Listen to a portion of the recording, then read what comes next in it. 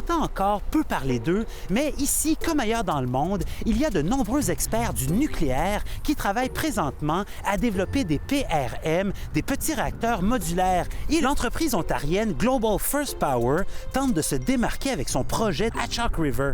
Nous voulons faire des petits réacteurs modulaires, une option incontournable pour les communautés isolées.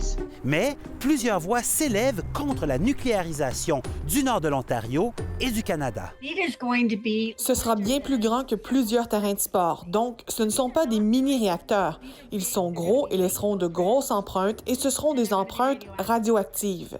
Ces réacteurs-là ont la caractéristique d'être modulaires, c'est-à-dire que comme ils sont plus petits, on peut ajouter des réacteurs à mesure que la demande augmente sur un même site et adapter le réseau en conséquence. Une bonne proportion des composants de ces réacteurs-là, on prévoit les construire en usine, les transporter et les assembler comme des blocs sur les sites. Global First Power, appelé aussi GFP, en est rendu au 3e stade de développement de son petit réacteur modulaire de Chalk River, c'est-à-dire l'évaluation environnementale.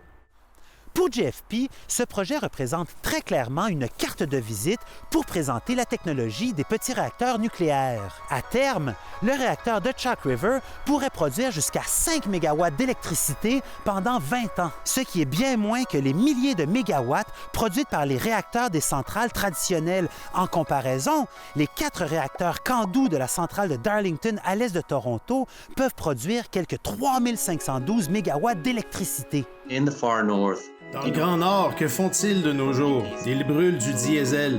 Donc, en termes de bénéfices, pourrions-nous lui donner l'option d'utiliser un PRM pour les 20 prochaines années? Greenpeace est contre les petits réacteurs nucléaires parce que c'est une distraction. L'industrie nucléaire, depuis longtemps, fait des promesses qu'il va développer des nouvelles technologies, des nouveaux réacteurs qui sont abordables, propres, plus sécuritaires et vont être une solution pour les changements climatiques. Et dans le passé, ils n'ont jamais livré sur ces promesses-là. Si l'on regarde les cibles de carbone que le Canada s'est fixés, nous n'avons aucune façon de les atteindre si nous n'utilisons pas la technologie des PRM comme une des options. Eh bien, pas plus que les centrales nucléaires traditionnelles répondent les groupes de défense de l'environnement. Qu'elles soient grandes ou petites et modulaires, tous ces réacteurs utilisent la fission nucléaire, le processus qui est vertement critiqué. L'erreur humaine peut arriver si on donne à un humain la possibilité d'intervenir dans un mécanisme de sécurité. Or, tout notre système de sécurité fonctionne avec la technologie de l'intelligence artificielle. S'il y a un problème, le réacteur va s'éteindre.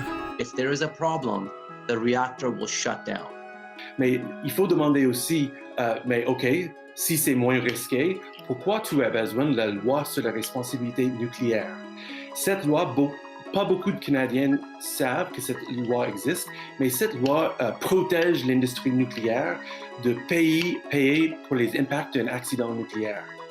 Notre fonction en tant qu'organisme réglementaire, c'est de s'assurer que ces centrales-là vont être sécuritaires et ne poseront pas quelques risques indus à la population. Il va toujours avoir des opposants, puis il va toujours avoir des partisans. Mais dans les deux cas extrêmes, il y a de la raison, il y a de la déraison. Nous, on se situe au milieu. Est-ce qu'on va être un organisme qui va être proactif face aux innovations? Je pense que c'est notre rôle aussi. L'énergie nucléaire n'est pas qu'un risque pour la population, c'est aussi un immense bénéfice pour la population.